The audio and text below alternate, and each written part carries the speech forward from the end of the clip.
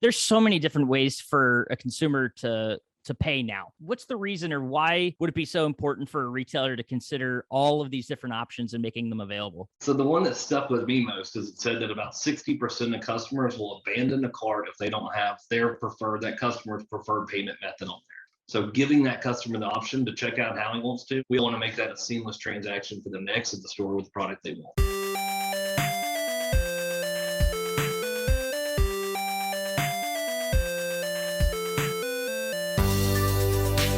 Welcome into the Independent Thinking Podcast. This is your host, Rob Stott. Tell me the last time you thought of business and financial services and thought, man, that is just such a sexy topic. Well, that's exactly what I felt coming out of this conversation with Mr. Chris Kirk, our VP of Business and Financial Services here at Nationwide Marketing Group. And we found a way. We knew it was going to be fun to try to talk about, the financial services side of the house and, payment methods and talking about traditional payment methods and all of these new programs that Nationwide has with some alternative payment methods. And, a lot, just thinking back the past 18 months or so, a lot has changed in this arena. I mean, you think to how the world shifted so drastically and dramatically to online shopping 18 months ago, almost 2 years ago, because of this pandemic. And, people became comfortable with the idea of shopping online and spending their money digitally and not having to go in store and tap credit cards to terminals and things like that. And it's been a game changer, to say the least. And, we know about supply chain challenges. Well, financial and business services, they've experienced their own sort of innovation and, upheaval over this time as well. And it's caused retailers to think. It's also caused us to think of ways to provide our independent members, our independent dealers, with new ways of accepting payment. Chris, during this podcast, shares an incredible stat about the high percentage of abandoned carts that retailers experience because they just don't happen to be providing the type of payment solution that the customer wants or would prefer to use. So a lot to learn about this space, a lot to sort of apply to one's business as well. And who better to talk to about the innovation and about the direction and way things are going than Mr. Chris Kirk himself, our, like I said, VP of Business and Financial Services for Nationwide. So let's just go ahead and dive into it.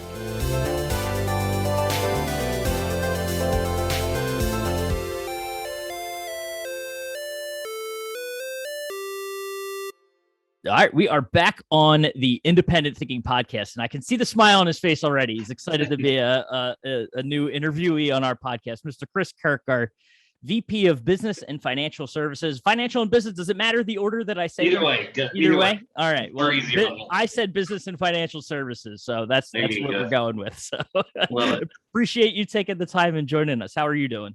I'm doing great, Rob. How about you? I'm all right.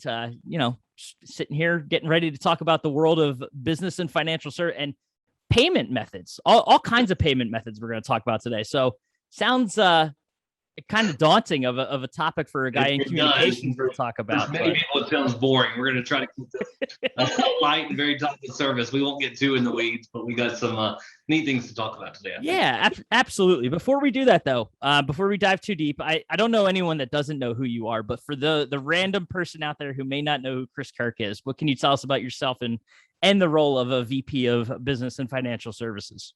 Got it. Well, first off, I've got a wife and two little girls. Kristen's the wife, Cece and Emmy are my daughters. So that's my favorite pastime to do. But outside of that, I've been with Nationwide for several years, but had several roles, most recently, as you said, the VP of Business Financial Services.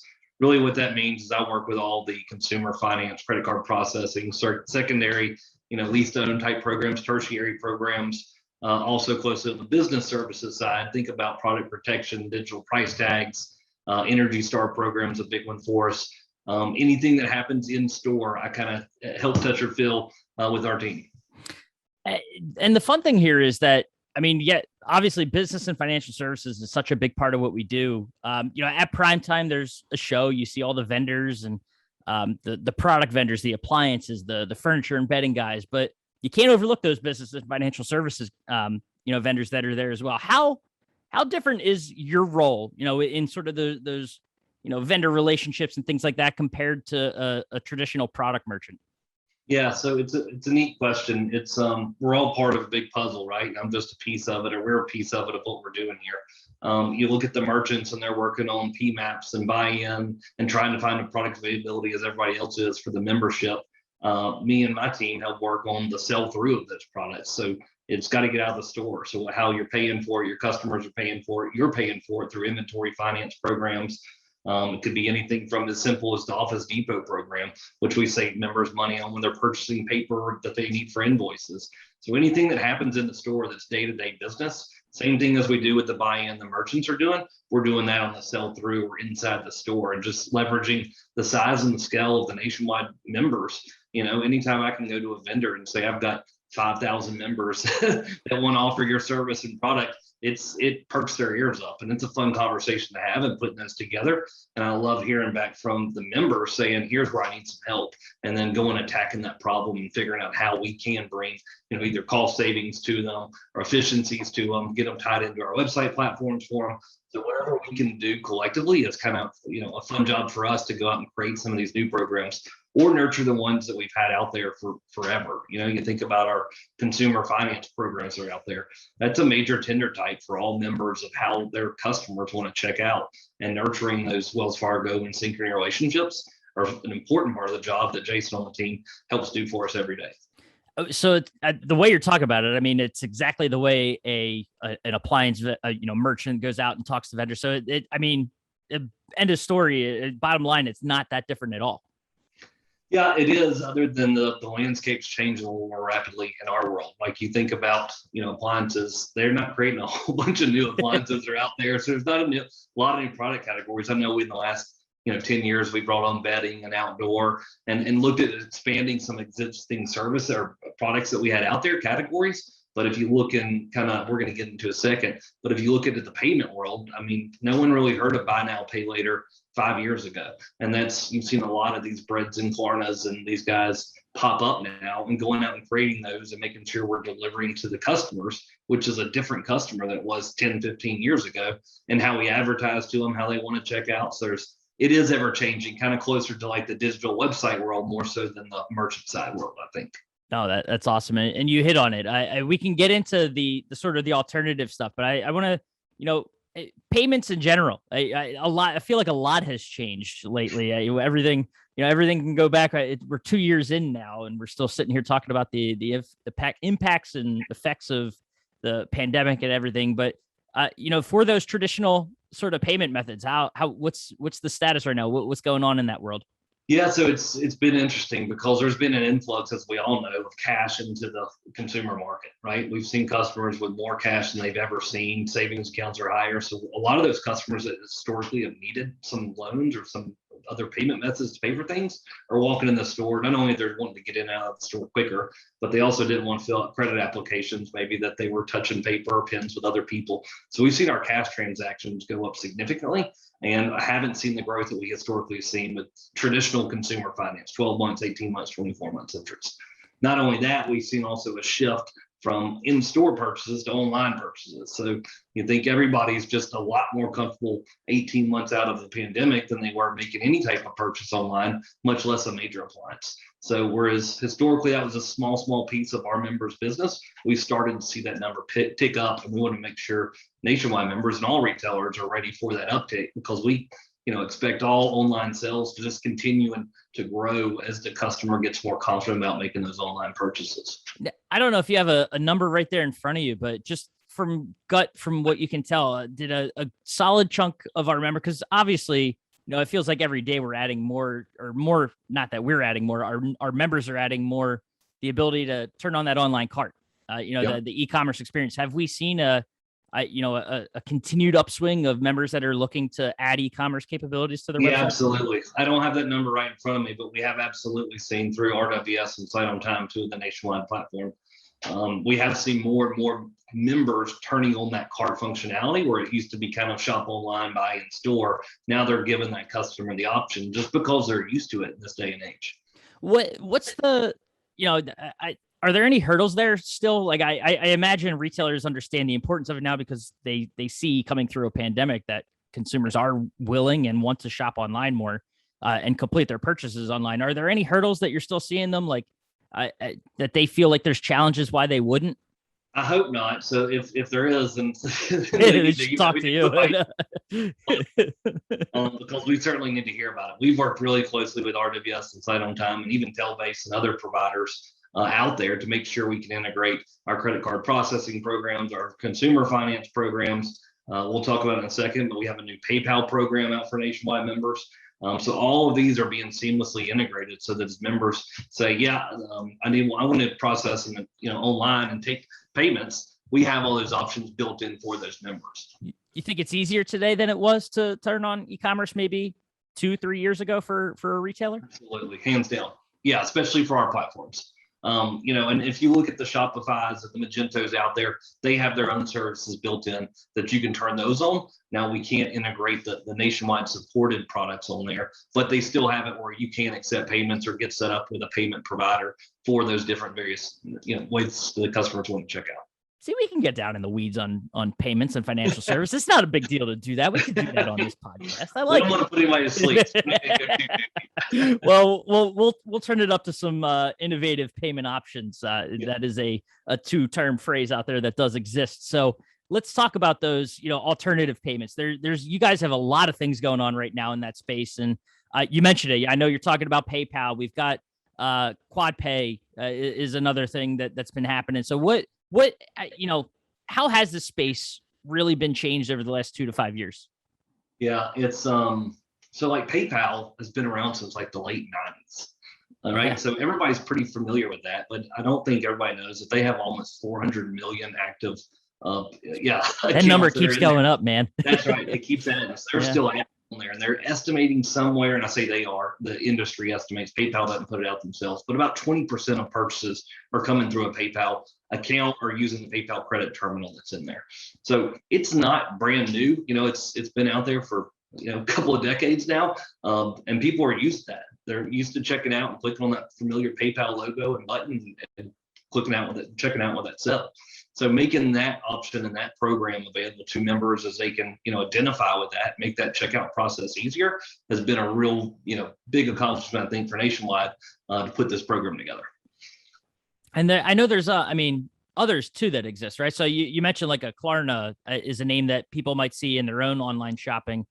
There's some stuff happening around that for us as well, right?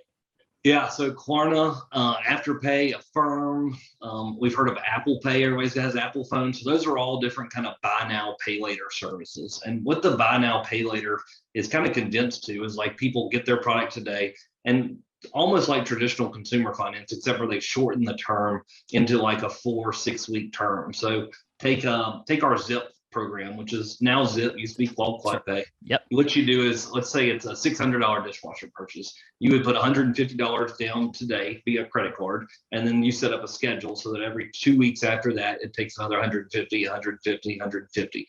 So it takes you 4 different payment sessions over 6 weeks, and you've got your $600 payment that's in there. Now, the interesting thing, there's so many different ways for a consumer to pay now for a product. Yeah. Why? For one, it's, to a retailer, it might sound confusing. Like, why do I need so many different payment options? They're like, can't they just make a transaction, make it happen, and let's go? What's the reason, or why would it be so important for a retailer to consider all of these different options and making them available? So the one that stuck with me most is it said that about 60% of customers will abandon a cart if they don't have that customer's preferred payment method on there. So if you can't pay how they want to pay, and maybe they have an account with PayPal, or maybe they have this payment selection already set up through Affirm or Zip or whatever product that's out there. If they can't do it, they don't want to go and pay with this selected. Here's your only way to make this payment. So giving that customer the option to check out how he wants to, much like we've had to do on the marketing side of, we've had to go to that customer and bring them in how they wanted to come in, whether it was digital or phone or whatever method. We also want to make that a seamless transaction for them to exit the store with the product they want. That's crazy. That's a massive number. Isn't it? Yeah, that's crazy. Did not know that myself. So that's crazy to see. Yeah, and you think about a bunch of the Gen X and Gen Y. Some of these guys don't have credit cards like I do. Like a bunch of America does. I know the baby boomers are still paying with credit card, but that's the other reason that's out there is you want to make sure for that customer base that's starting to get into our market and buying couches and beds and appliances that if they don't have a credit card, they need a method to pay. And it's not hard to implement these through some of these nationwide programs or programs available in the market. So you want to make sure that you have that payment method available for them. Now, when you say it's not hard, is it? I'm sure the retailer themselves are signing up for a program. It's one thing or another. But I mean, is it as simple as just saying I want to add this to my site and it's done on the back end? Like, what does adding these look like? Yeah, so for RWS and Site on Time, RWS is still completing some of the integration with Zip. And as soon as they finish that, what you would do is indicate they were at our primetime show. They indicated they want to get signed up, so we have a backlog that we'll have to fulfill. But as soon as we do, they have the paperwork that's signed up with that vendor. Once they get an account number, they plug that into the RWS or Site on Time platform, and they already have that ready to turn in for them. That's so awesome. Same thing with PayPal, same thing with Wells Fargo, Synchrony Financial. We're working on the lease-to-own providers, which is like the secondary, tertiary market that are out there available for our members. These alternative payments, there's got to be some data out there, and this is me again throwing you on the spot with a numbers question that you probably don't have right in front of you. But like, I feel like there's got to be, if you look at traditional payment methods versus these alternatives, I mean, there's got to be almost like an equaling. Not that they're equaled out now, but I feel like they've got to be getting, closer. Yeah, they're still relatively new. So it's, even at, I think it was last number I saw for these buy now, pay now services will equal $100 billion in total sales. Wow. So it's a big number, but it's still a small looking at the total retail market. Sure. The buy now, pay later market, typically their average ticket's much lower than we've seen our members that are in the furniture, bedding, outdoor space. These are like $100 items are splitting up into $25 payments instead of that $600 item I split up into $150 payments. Now those providers will go up to $1,500, $2,000 for your, available that you can do it. So most of our purchases would be covered under one of those buy now, pay later services. But we traditionally kind of see that most of that market still at a much lower average selling price. Gotcha. Now, is there ever a situation where adding these types of services wouldn't make sense for a retailer?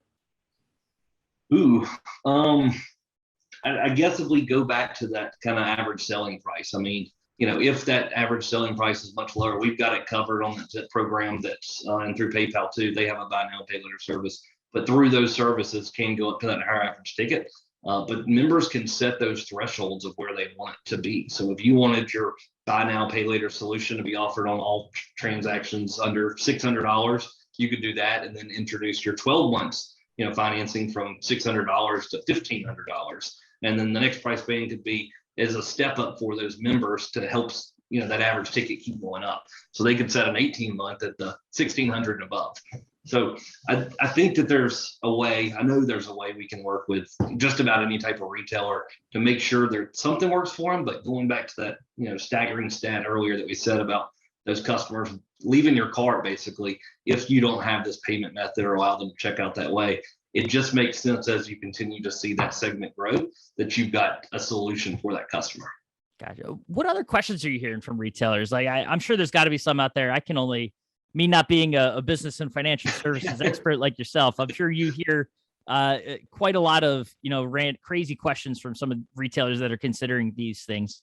Yeah, so integration is probably the number one. Like, is it easy for me to get set up? And we've tried to remove every barrier we can to make it as easy as possible for those for members to get signed up on those programs. So once we get past integration, it's cost. What is this going to cost me? We know, everybody's paying around 1.8 to 2.25% for a credit card swipe. So that's kind of our watermark, if you will, where we try to set some of these programs, whether it's 12 months, no interest, whether it's the buy now, pay later. But we know, especially in the appliance industry, we got a little more wiggle room once we get into furniture and bedding, that they don't want to go too much higher than that is what their discount rate is.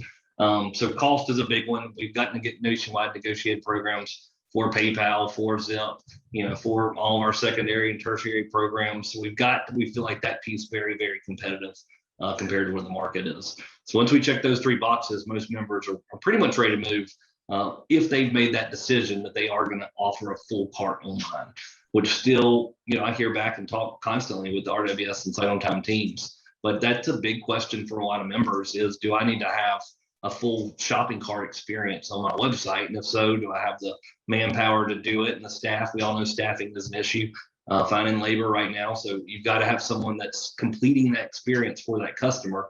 you can't take an order online and then not get back to the customer for 2 days. So someone's got to be a full-time job, looking at that cart, making sure they're treating that just like an in-store customer. So that's the biggest decision I've seen so far of members deciding, if I want to accept online payments. Gotcha. Now, all of this has been very digital focused, right? Do some of these apply to in-store as well? Like, can we see some of these services, these alternative payments come in store? Absolutely. Yeah, it's pretty seamless to carry these through. We, PayPal, you think about online. They do have an in-store process that you can accept it. It's very, very small. You don't see a lot of people come in trying to log into their PayPal account when you walk into any kind of a retailer, or not that I can think of. But yeah, some of these services are available in store. The situation I think of over the summer, because I used to carry cash, not like boatloads of money. I'm not sitting in a bucket of cash or anything, but I used to carry around some cash. But over the summer, and particularly COVID, you think people don't want to exchange, paper money nowadays. But I think of going to, my son did T-ball for the first time this year, and the snack stand, they actually offered like a little Venmo scan me to pay. Okay. Just as like a different way to pay at in store, or at a snack stand. So great. Like that kind of Venmo is a PayPal product. Yeah, it's offered through the PayPal systems and can do that in store. They do have some terminals that are available. If you look at our credit card processing vendors through Wells Fargo and PayRock, both those guys have some tap to pay, things like that can go in store. They absolutely use online, but also in store. No, that's awesome. So obviously you mentioned it. I mean, heck, those product merchants, they don't see much innovation in their space compared to what you guys are seeing here in the business and financial cycle. We'll be nice to them, but now I obviously a lot of innovation happening in your space. How are you staying on top of it all? How do you kind of stay up to date with what's coming down the pike and where you need to kind of focus your attention? Yeah, good question. So first off, I'd say the team that helps what I work with every day. So everybody's very involved in this. They're looking out for what's coming down the road and trying to figure out where the puck's going to be. And so we're constantly chasing after that. The NRF, National Retail Federation, puts on a great show in January that we usually go to, and we can see a lot of kind of innovative. The big show? Is that the big show? One? Yeah. That's it. So, I try to go to that every other year. I don't miss too much in between the years. But if I can go every other year and kind of keep my finger on the pulse and talk with different payment providers or point of sale providers, digital price tags, things like that. So we're constantly looking at what's coming out.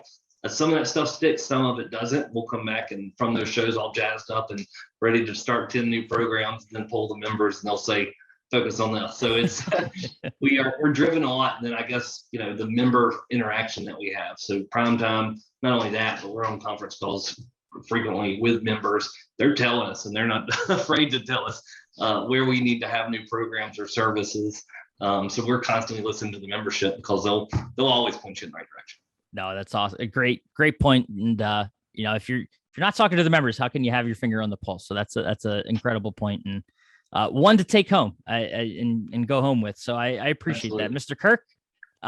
This has been fun. I think we made we made talking about financial services a fun and, dare I say, sexy topic. So, but I appreciate your time and certainly look forward to catching up and seeing what more innovations are coming down the pike for you guys. Okay, we'll be back shortly. Good to see you, Rob. Thanks. You too.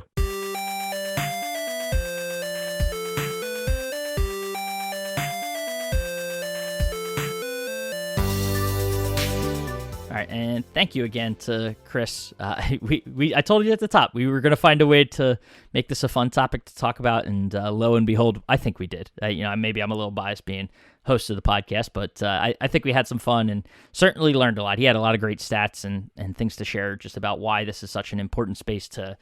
If you haven't considered, adding some of these payment methods to your website or even adopting them in store, why they're worth a look and certainly how they can help your business and help you perform a little better digitally or in store. So we appreciate it. Appreciate Chris taking the time and chatting with us and sharing his insights. And of course, as always, we appreciate you listening to the Independent Thinking Podcast, and we will catch you next time.